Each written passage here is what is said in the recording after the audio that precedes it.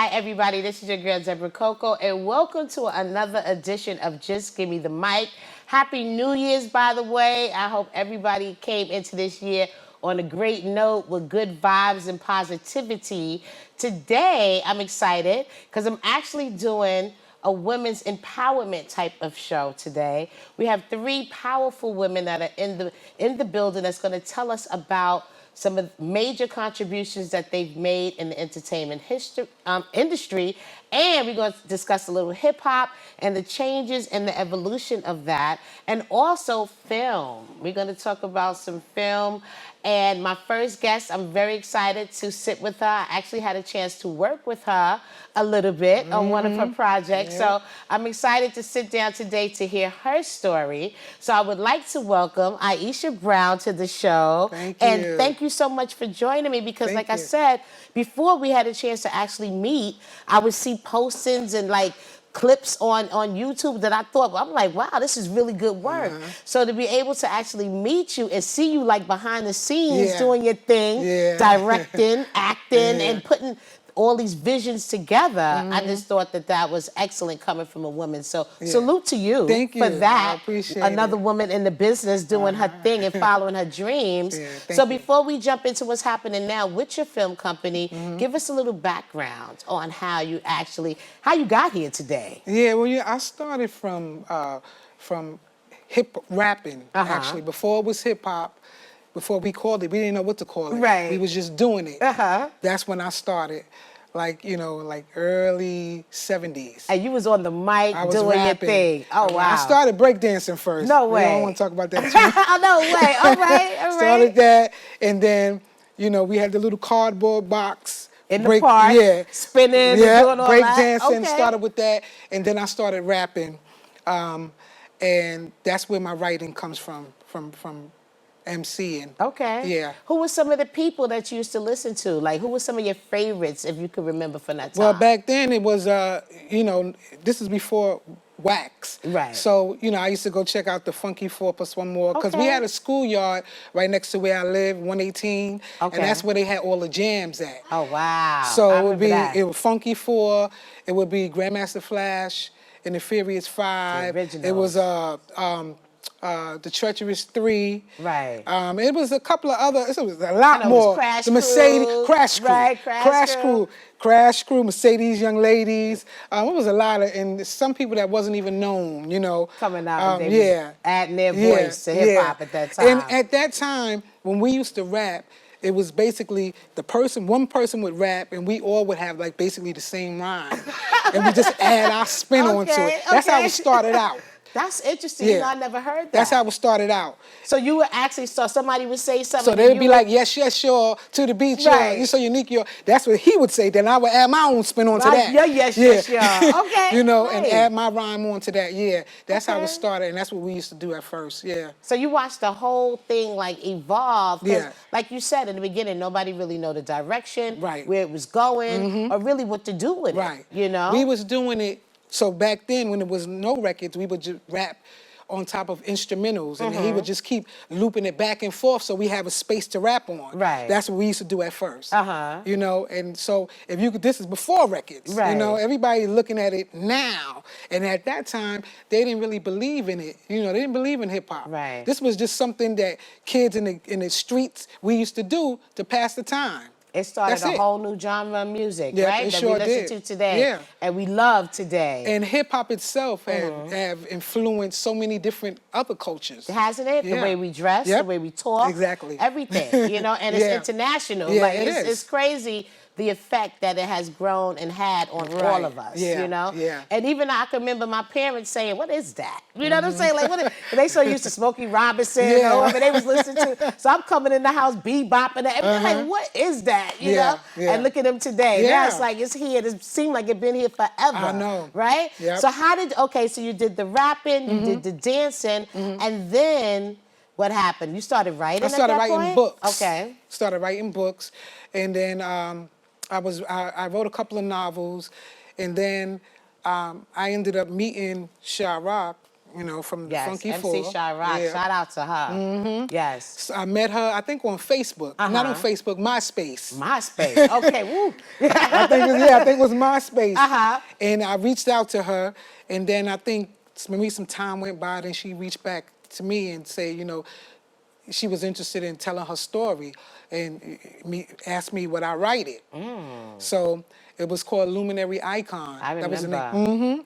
Awesome book, by the way. Great book, and it's still out. You can get that book, right? Yeah, on I Amazon, believe. Yeah, and stuff or like Chirac, that. So check she it out. has on her page or her website. Okay. I think you can get it from there. Okay, Illuminary Icon. Great book. Yeah, and so doing that, I knew a lot of the stuff, but I still had to ask her and just go like I didn't know. Right. Follow her story. Yeah, right. yeah, and you know it was good. I had to do a lot of research. Like I said, I already knew a lot of it, and then get in contact with a lot of people that was, you know, like the members of a group, you know, and get in contact with a lot of people. But that's an experience. Yeah, it was. Because when you writing for yourself, you writing your story. Yeah. So now you had to transition over to how can I bring this lady's story to life, you know, which is different. Yeah, it is. Okay. Yeah, that was so a good that experience. was an experience, and you know, it's a lot involved with writing. Yeah, so it for is. yourself being an author at that time, what are some of the things you had to do to get your stories out there? Because even social media was kind of new, right? Yeah. People weren't sure really how to use that for marketing purposes. So what are some of the things you used to do to get your novels out? When I started doing the novels, I used to sell books at first. Okay. I was living in Virginia. I didn't even know anything about the book game at all. But I ended up coming up to New York, and I saw all these novels, and I was like, wow, this is different. And I saw not True to the Game, Dutch was the first one I saw. Okay. And I think it was Harlem Girl Lost by Treasure Blue. I took those books back, I read those books, and then I would look at the back of the book to see the information about the author. Right. And I got in contact. One day I was coming up to New York to buy, I went to Queens to a wholesaler place to buy some novels to take back to Virginia to sell. And I actually, I was talking to the owner, and she said, well, I got Terry Woods on the phone right now. Wow. So I said, let me talk to her. Big So time, I was telling Terry Woods, I said, well, you know, I introduced myself and I said, well, one day I'm going to put my books are going to be on the shelf right next to yours. And then she said to me, well, why one day? And I was like, and a light bulb came on. I was like, you know what, she's right. That was and positive. Right after that, I went home and started writing. And I wrote that book in like 30 days, my first one.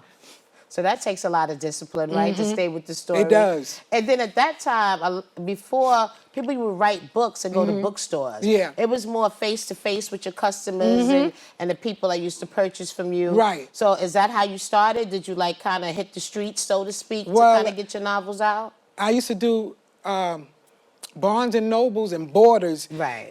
Was at Borders, I think they closed down, but they were open then. And I would do a lot of book signings with Borders. Nice. Set it up with them and just go from state to state doing like a book tour. Okay. That's what I was doing at first. And that's still important today. Even though you have all these different outlets through social media, it is good to do book signings and have that face-to-face interaction with your customers. And I would publish myself because it was hard to, at that time it was really urban, because I write urban fiction. And so it was hard to really get in, so I just published myself.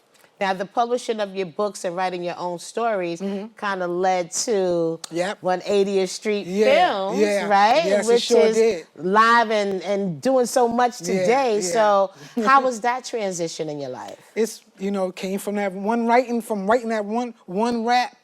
It's the same thing. Look at that. Look at that. It just kept growing. Yeah. So now what we're doing is we're taking the books and we're adapting it to film. So the actual films that you're doing the content is coming from the books that you wrote? Yeah. Okay, great. Okay. Yeah. So you're bringing that vision from paper to screen and bringing it to life. So tell us about how many books did you write? Give us the titles. I wrote Tag Your Man. Tag Your Man. I like that. I like that. Tag Your Man. 1 and 2. Shoe Whore. The Shoe Whore Snatched. Okay. I wrote so many, I can't even right now. Shoe Whore, did you used to do things for a pair of shoes? Like, what was that about? You might have to check it out first. And I'm getting ready to turn it into... That just stood out to me. I don't know why. I wrote another one called Thug in a Cocktail Dress. And I also ghostwrite, too. And I wrote a lot of books and with somebody else's name on this. I don't really want to... But, yeah, I did that, too. Okay. For a while, yeah. A lot of urban novels. May not have my name on it, but I am the author of it, yeah. So I did do that a lot. I like the way you transition your creativity, right? You found another way to evolve and grow in your artistry, which I think is very important to highlight as well. Yeah. So how do you feel now with the film company, the films that you've put out? Tell us about the films that they can catch on YouTube now. Tell us where they, tell us about that. Bad and Bougie and The Last Re-Up. Yes. So Bad and Bougie was a book that we turned to web series. Okay. And The Last Re-Up, I just came off the top with that one. Okay. But both of those are on YouTube now. And yeah, Bad and Bougie was about this girl that she got forced to become a government informant because she was doing a little bit of stuff, just, you know, and it's like either you do this or you're going to be in jail. Right, okay. And that's where I had the pleasure of, you was in Bad and Bougie. Yes. Yeah. Yeah, I was in the street, like kind of like, spreading the news. Yeah. Yeah. But that was fun. And what about Last Re-Up? What is that about? And The Last Re-Up was, I basically I got the idea from my son's friend had a video called The Last Re-Up. And I'm a title person. I can write stories from just one little title. Oh, nice. And so when I saw that title, I said, oh, I like that. I think I'm going to do it as a film. And at first, all of them, those rappers, they were going to be in The Last Re-Up, but everything fell through, and they all live in Connecticut. They all fell through. And I had to just do a casting call in New York and got a lot of people that I know in New York and do The Last Re-Up. But The Last Re-Up started off being about a young boy that ended up killing his sister by mistake. By mistake? Yeah. He was like 8 years old. He found a gun under the tub, and his sister, his sister came in the room, and she's like, hey, they was playing hide-go-seek. So while they was hiding, he saw a gun under the tub. He pulled it out. The sister came in and said, hey, I found it. She startled him. He turned around and shot her. Wow. And it was like 11 years later, what happens. Okay. That's basically that's how it started out. But then Last Re-Up started each season, we did 3 seasons, started just taking a life of its own each season. But it started off being like that. So Bad and Bougie has 1 season, but... Bad and Bougie had 2 seasons. 2 seasons, and then it's 3 seasons for Last Re-Up. Yeah. Okay, and shout out to the cast. Oh, yeah, definitely. Everybody did a wonderful job. Thank you. With that story. It is awesome. And where can they go to catch that? It's on YouTube? It's on YouTube. 180th Street Films. Okay, make sure you go, follow, subscribe, ring that bell. Oh, yes, please. For that new content and everything, right? That's right. So what is in the future for Iesha Brown? Like, any new projects coming up that you want to work on? Well, we're doing The Whore Next Door. The Whore Next Door, y'all. Did you have a casting call for that, or where you at with that right now? The Whore Next Door, I did do a casting call for that. Okay. But me, I like to deal with the people that I started with. Okay. So like the same people that I had from Bad and Bougie and The Last Re-Up are mostly the same for The Whore Next Door.